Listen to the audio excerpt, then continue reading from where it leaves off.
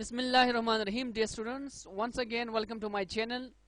Dear students, आज का जो हमारा टॉपिक है वो है केमिकल बॉन्ड। और ये जो टॉपिक है केमिकल बॉन्ड का, ये चैप्टर नंबर 4 का पहला वाला टॉपिक है। और हमारा चैप्टर नंबर 4 क्या है? वो है मॉलिक्यूलर स्ट्रक्चर। तो बेटा आगे इस चैप्टर को सीखने के लिए हमें ये टॉपिक, आज का जो टॉपिक है ये बहुत ही इंपॉर्टेंट है। वैसे हर टॉपिक इंपॉर्टेंट होता है और हर आज वाला टॉपिक जो है वो कल के लिए बेस प्रोवाइड करता है। तो चलो आज हमने ये केमिकल बॉन्ड सीखना है और इसी लेक्चर में केमिकल बॉन्ड के साथ जो है हम इसका रीजन भी सीखेंगे और इंशाल्लाह नेक्स्ट लेक्चर में फिर हम केमिकल बॉन्ड की जो फर्दर कॉन्सेप्ट्स हैं इंशाल्लाह वो हम सीखेंगे। तो चलो बेटा पहले केमिकल बॉन्ड को हम डिफाइन करते हैं। So what is chemical bond? The attractive force which holds the atom together is called chemical bond or bond. The attractive force which hold the atoms together is called chemical bond or simply bond. बेटा हमने कहा कि ये जो chemical bond है ये कुछ भी नहीं है बल्कि ये एक फोर्स है, ये एक अट्रैक्टिव फोर्स है जो कि एटम्स को एक साथ रखता है। तो हर वो फोर्स जो एटम्स को एक साथ रखता है उसे हम कहते हैं केमिकल बॉन्ड। देखिए यहां पे आप देख सकते हैं ये जो स्फीयर शेप है ये एटम को रिप्रेजेंट करता है, जबकि इनकी बीच जो मैंने यहाँ पे लाइंस ट्रेस की है, ये जो बार जिनको मैंने पॉइंट भी किया है एरोहेड के साथ, तो ये बॉन्ड को रिप्रेजेंट करता है। वैसे बेटा बॉन्ड जो है ये कोई सीखने वाली यानी सारी देखने वाली चीज नहीं है जिसको हम देख सके, लेकिन यहाँ पे जस्ट हमने इसको विजुअलाइज किया है बाय द लाइंस। ये जो बार है इन एटम्स के बीच, तो मतलब ये है कि केमिकल बॉन्ड क्या करता है, ये एटम्स को एक साथ रखता है। अंडरस्टैंड? ओके चलो अब क्वेश्चन अराइज होता है कि भाई ये एटम्स जो है ये बॉन्ड बनाते क्यों हैं, इसके पीछे क्या रीजन है। तो चलो आज हम वो रीजन भी सीखेंगे कि भाई what are the causes, what are the reason of the bonding. तो चलो अब हम वो काजेस स्टडी करते हैं जिनकी वजह से ये एटम्स बॉन्ड बनाते हैं यानी बॉन्ड्स बन जाते हैं। तो इसके लिए मैंने हेडिंग यानी टाइटल दिया है why do atoms form chemical bond. So it's so simple. यहां पे मैंने 4 रीजन जो है वो मेंशन की है कि इन्हीं रीजन की वजह से जो है केमिकल बॉन्ड बनता है। So the first one is to lowers their energy. इसका मतलब है कि एटम्स चाहते हैं कि वो अपनी एनर्जी को कम करें। क्या करें? Each and every atom wants to lower their energy. हर एटम चाहता है कि वो अपनी एनर्जी को कम करें।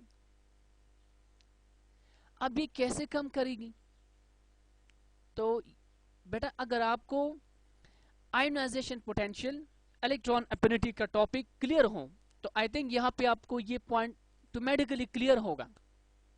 मैंने यहाँ पे एक प्रीवियस डायग्राम उठाया है, ठीक है, कि अगर एक एटम इलेक्ट्रॉन गेन करेगा तो वो एनर्जी को लॉस करेगी। तो फिर यहाँ पे जहन में ये आइडिया क्लियर हो गया कि हाँ भाई कुछ इलेक्ट्रॉन का लेना देना होगा, ठीक है ना। तो मीन्स के हर एटम चाहता है कि वो एनर्जी को लोअर करे। और ये वैसे हमारा जो ये निजामी शमसी है या मतलब पूरा जो यूनिवर्स है इसमें यही सिस्टम चलता है। हर सिस्टम यही चाहता है कि वो अपनी एनर्जी को लोअर करें। कैसे करें? चल मैं डेली लाइफ की कुछ एग्जांपल आपके साथ शेयर करता हूं। बेटा अगर आप यहां पे देखें तो हमेशा ये जो वाटर है ये यानी उतराई की तरफ जो है ये चलती है। मतलब from higher potential to lower potential, है कि नहीं? अब ये हायर पोटेंशियल से लोअर पोटेंशियल क्यों चलते हैं भाई? क्योंकि हायर पोटेंशियल में इसमें पोटेंशियल एनर्जी ज्यादा होती है। अब पोटेंशियल एनर्जी क्या है, यहाँ पे आपके जहन में क्वेश्चन उठेगा, लेकिन काइंडली ये अभी मैं पोटेंशियल एनर्जी की तरफ नहीं चलता, क्योंकि अगर हम ये टॉपिक डिस्कस करेंगे तो आई थिंक कि हम अपने करंट टॉपिक को छोड़ेंगे फिर, ठीक है? तो बहरहाल जब ये पानी हाइट पे होती है तो इसमें पोटेंशियल एनर्जी ज्यादा है और ये हाइट से मतलब कम गहराई की तरफ चलती है कि नहीं, फ्लो करती है। तो means from higher potential to lower potential, तो ये भी क्या करते हैं, अपनी एनर्जी को कम करती हैं, to lower their energy. Clear है? अब सेकंड अगर हम देखें तो जहां पे वायर्स होते हैं, ये जो इलेक्ट्रिसिटी की मैं बात कर रहा हूँ, ठीक है? इलेक्ट्रिसिटी में हमेशा हमारे साथ दो वायर्स होते हैं, एक रेड और एक ब्लैक, है कि नहीं? रेड वन को हम क्या कहते हैं, लाइव वायर कहते हैं, जिसको हम हाँ यस लाइव वायर कहते हैं, और सेकंड जो ब्लैक होता है उसको हम क्या कहते हैं, अर्थ वायर कहते हैं, न्यूट्रल कहते हैं, ठीक है? तो ये इलेक्ट्रिसिटी भी हायर पोटेंशियल से लोअर पोटेंशियल में चलती है।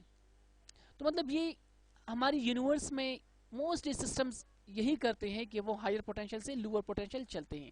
अब इसका एक एग्जांपल ये भी है, जब हम परफ्यूम लगाते हैं तो ये परफ्यूम कमरे में दूर दूर तक फैलती है।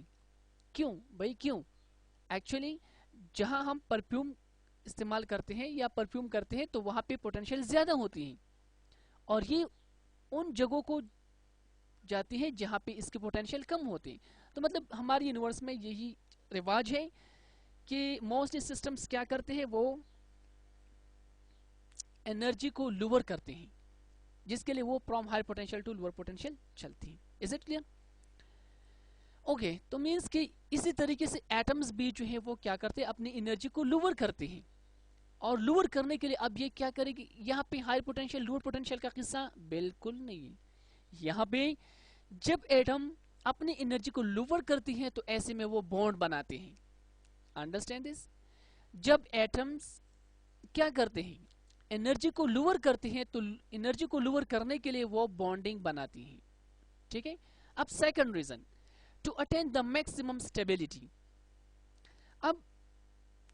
अब जहन में ये बात रखिए कि न्यूट्रल यानी नेचुरली जो एटम्स होते हैं जिसको हम न्यूट्रल एटम कहते हैं, बेसिकली वो स्टेबल नहीं होते। अब स्टेबल क्यों नहीं होते, तो इसके लिए आगे हम इंशाल्लाह दो टाइप ऑफ कॉन्सेप्ट हैं, अब वो हम डिटेल के साथ स्टडी करेंगे। लेकिन आप जहन में सिर्फ इतना रखिए कि एटम वांट स्टेबिलिटी। जिस तरह के ये हम इंसानों का भी यही क्या है कि हम स्टेबिलिटी चाहते हैं। अब हमारा स्टेबिलिटी क्या है, हम चाहते हैं कि हमारा गवर्नमेंट जॉब हो, एक अच्छी सी कार हो, ठीक है, अच्छा सा कार हो, एक बंगला हो, ठीक है, वगैरह वगैरह। तो ये हम स्टेबिलिटी चाहते हैं। इसी तरीके से हर एटम जो है वो भी स्टेबिलिटी चाहता है। अब स्टेबिलिटी के लिए इनकी स्टेबिलिटी क्या होता है, यानी इनकी स्टेबिलिटीज क्या होते हैं? अब ये नहीं कि एटम्स भी चाहते हैं कि उनके पास कार हो, बंगला हो, मनी पैसे हो, ठीक है ना ना ना ना, उनकी स्टेबिलिटी अभी छोड़ो, मैं ये बाद में इंशाल्लाह मैं आपको डिस्कस करूंगा कि एटम की जो स्टेबिलिटी है वो क्या होती है। एनी हाउ इन्हें स्टेबिलिटी के लिए जो है एटम्स क्या करते हैं, बॉन्ड्स बनाते हैं। Understand? It's good. Now to acquire noble gas electronic configuration.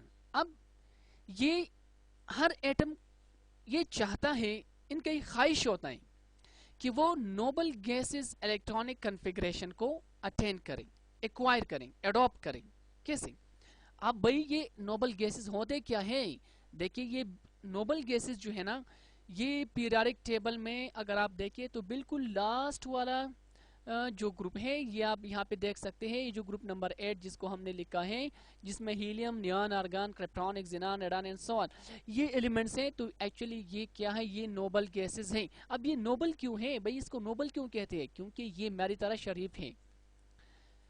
अब इनकी शराफत क्या है? इनकी शराफत ये है कि वो ये किसी और एलिमेंट के साथ इंटरेक्ट नहीं करना, ये किसी और एलिमेंट के साथ बॉन्ड्स नहीं बनाते, तो इसलिए इसी पूरी ग्रुप को कहते हैं नोबल गैसेस। और ये बेटा ये पीरियोडिक टेबल में आप डिफरेंट टाइप ऑफ एलिमेंट्स देख सकते हो, और इन सब एलिमेंट का यही ख्वाहिश होता है कि हम इनकी तरह बने, ये जो नोबल गैसेस है, यानी ये इनके लिए एक रोल मॉडल है। Understand this? It's good.